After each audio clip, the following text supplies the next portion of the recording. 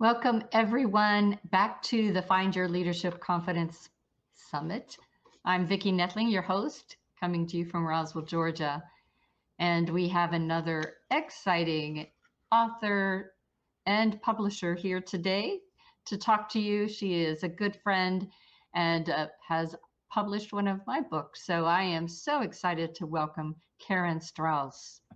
Karen has held various positions in the publishing industry for over 35 years. She worked at Random House, Macmillan, Crown, and Avon in sales, marketing, and publicity.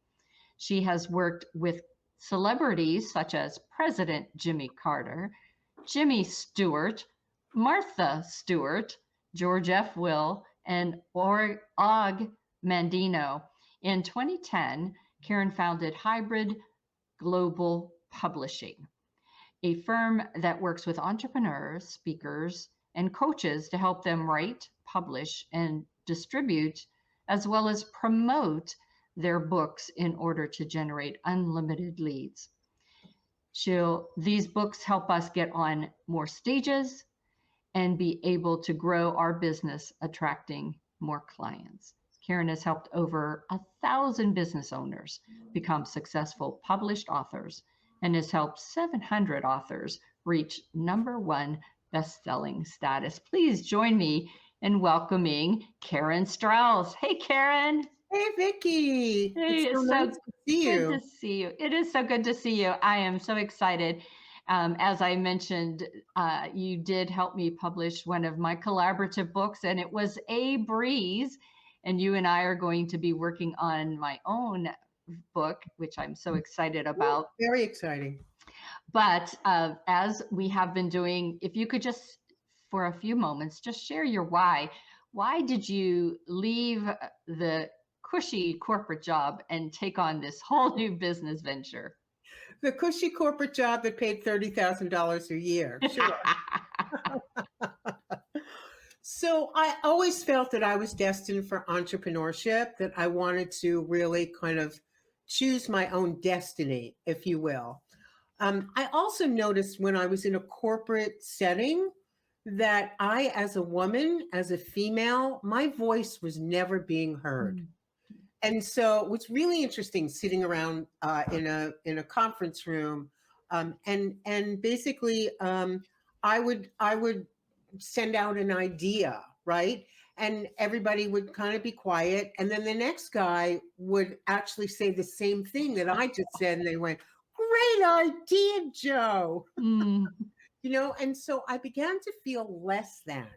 Yeah. I began to feel like I didn't matter. And so one of my whys is really, basically, I want to help people get out of that trap, in a sense, that you are not less than, you really matter. Your voice has impact in the world. And so I felt a calling to help people do that and get out in the world by writing and publishing a book. And I think that's what resonates so much between my partnership, my friendship with you, is the fact that we both have that same goal. You help us write it down and get it out there. And I help you, once you write it down, share with the world, with your passion, with your power, why people need to listen to you. I've been in those corporate meetings where there have been plenty of Joes that killed your ideas. And then what happens is it kills your confidence, it kills your creativity, and you don't speak up, and you have these great ideas and you let somebody else get the credit for them. Exactly right. Exactly right. And it's debilitating. And so I found myself over the years, really not understanding my power. In fact, I would squish my power because it was too much in a corporate situation. It's almost like you feel like they're saying, well, what right have you to say anything? That's right. I know it all. It's my ideas. It's my way or the highway. Right. And you know, that's when I started to change my leadership style, because I saw that not just in myself, but in others. And I, you know, and that's why I wanted to have you on this Thank you. program, that I just because want to mention a brief thing. sure. Um, so I went from a small publishing company and then got this great job as a sales manager at a very large company. And so I remember I was in my first conference discussing a celebrity author and what we were going to do and so on and so forth. And the director of publishing said to me, Karen, I don't want to hear one word from you regarding any sales reps or anything you want to do with them. You want to fire them, you want to do this, you want to do that for a year, because you don't know our corporate culture. And so I don't want to hear from you. He literally said that. Awesome. You talked about, um, you know, how you help people, but explain to people, to get them out of this, well, not me kind of syndrome. Why is it important that you are published as a speaker, as a coach, as a trainer? Why is that so very important? It's a good question. It's very important because you don't want to be the best kept secret in your industry. You want to be visible. You want to have authority. You want to be the go to person in your industry.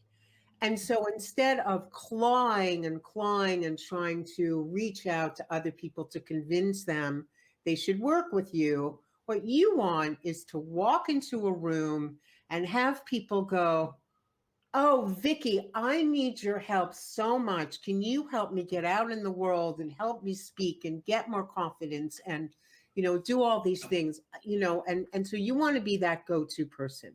And a book is going to help you do that because it's going to get you on speaking stages. It's going to get you on radio shows and podcasts. It's going to get you invitations to places and make connections with people that you never would have if you hadn't written that book. Awesome. And that is so true. It brings awareness and opportunities. Share your thoughts about traditional versus hybrid versus self-publishing. Okay. We don't have enough time for I know it's a whole podcast on that, but it really is. So just in a brief nutshell, traditional publishing that most people know, Random House, Simon & Schuster, Macmillan. So those are all big traditional publishing houses, and everybody thinks that they are the holy grail. And at one point they were, but the difference is you need an agent to get a contract. You need a big social media platform, lots of followers. That's why they publish influencers and celebrities. And you also have to wait 18 months to 2 years, even if you got a contract, for your book to get out into the world, which is way too long for most of us as entrepreneurs. We want our content to get out, soon, as soon as possible. Plus, in addition to that, they own the rights to your book, to your intellectual property. So you have to ask them permission. If you're going to a conference and you're making a speech and you're taking things out of your book and it's not time, you want to make a course, you really have to go through all of this and get permission with your publisher. And most of us really want to own our content so we can repurpose it. So that's traditional. The advantage they have is they have sales reps. They go out to bookstores, and if your goal is to be in bookstores and be a published author and do book signings and all of that, traditional publishing is admittedly the best way to do that. The second way to publish is self-publishing, and I'm sure many of your audience, the people in your audience, if they've written a book before, they've probably self-published with either what was called CreateSpace at the time, Amazon Unlimited CreateSpace, so they now have KDP, Kindle Direct Publishing, but self-publishing is just that. You have to find your own editor, your own typesetter, your cover designer. How do you distribute? How do you market? How do you promote? All of those things you're in charge of. And if, frankly, if you don't even know the language of publishing, which is kind of like Greek, so you really have to do a lot of research on your own if you want to self-publish. The third is hybrid publishing. It's relatively new. It's about 15 or 20 years into it. And I think it's the best of both worlds, at least the way we do it, right? So you have a whole team of people. We have already vetted our copy editors, our ghostwriters and developmental editors. We have vetted our types editors and our cover designers, which is the most important thing. We have vetted all these people, plus we have trusted marketing partners. You want an Amazon bestseller campaign, you want to get on speaking stages and podcasts, do videos. We work with a lot of people who do that, so that you get all of the marketing robustness, and you get the team of people to help you in production. You do have to pay for the services, but you do get most of the royalties. And so that's a huge difference. In traditional publishing, you might get 8 to 12%.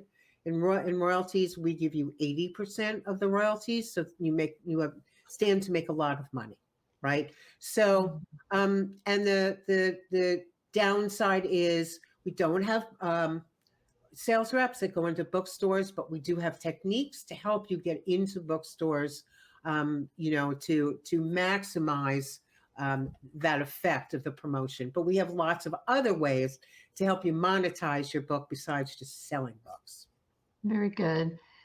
So how can people get in touch with you and your team if they have, do you wait until you have an idea, or do you have workshops to help generate ideas? Tell us a little bit more of how they can work with hybrid global publishing.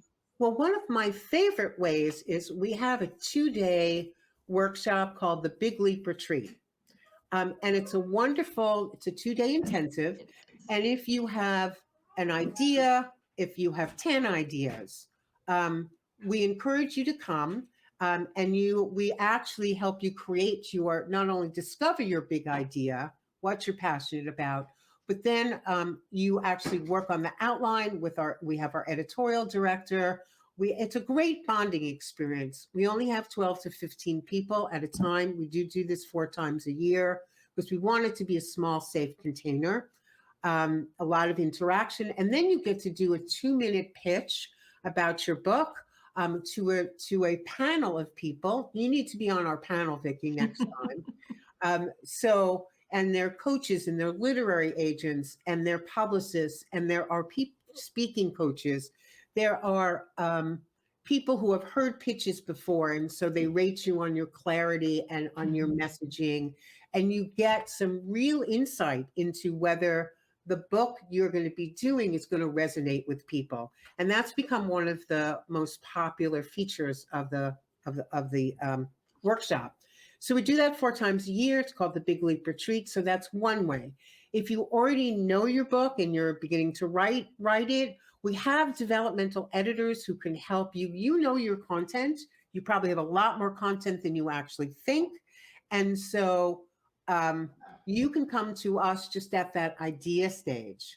And our developmental editors will help you create that outline and the synopsis of each chapter and help you write the book. Or if you already have a manuscript and it's either been copy edited, you can really come to us at any stage of development of your book, because we have ways to channel you in terms of we meet you where you are. Awesome. So you mentioned the cover, and I know for the 4 books that I've done, the cover is really important, but I want you to just talk to us a little bit about the impact of a good cover versus not so good. Oh, interesting. So a good cover evokes an emotion. in your ideal reader. That's what you want. And that's why it's so important to figure out who your audience is, who is going to be your organic ideal reader. I call them your evangelical fans, the most natural. And that's who you want to speak to. So are they modern and young, or are they older, need bigger fonts? These are all things that we discuss with our cover designer. It's a very collaborative process. Mm-hmm. So if you have a graphic that is meaningful to your audience, that's something that we take into consideration. So that would be the elements of a good cover to evoke the right emotion in your ideal reader. A bad cover says nothing. Yeah. And so, when people go into a bookstore, they might see they might look at a cover for literally 3 seconds, and if they don't like it, they're not even going to pick it up to touch it. And the same with Amazon. You're putting in keywords or search words at Google or at Amazon, and these books come up. And literally, if the cover makes you feel a certain way, like if a cover makes me depressed and I'm not supposed to be depressed, right, next. So I literally go on to something else. So that's why it's so important.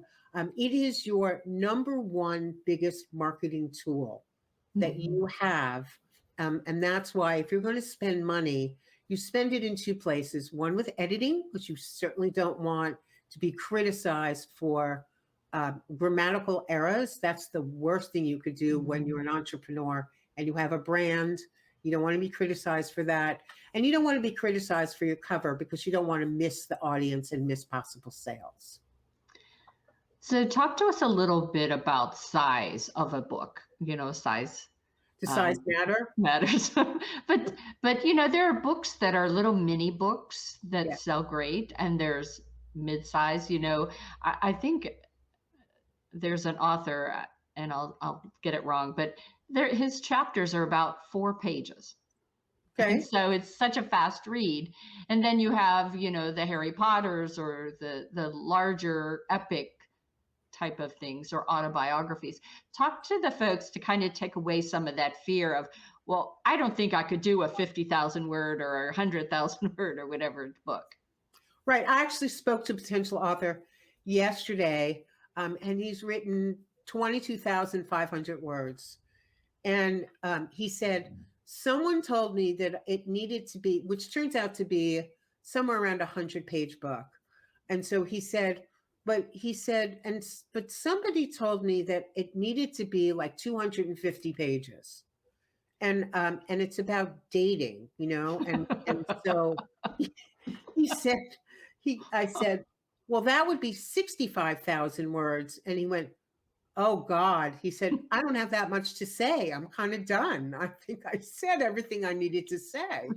And that's absolutely right. And so I wouldn't worry about how many words you have. You can get a spine. That's another kind of myth, with 30,000 words these days. So, or 20,000 words, we can always make a spine. That's not a big deal. And so the word count is not what matters. The content is what matters. We can always put in some graphics or photographs or quotes. We can always fill up the book a little bit more if we need it. Yeah, awesome.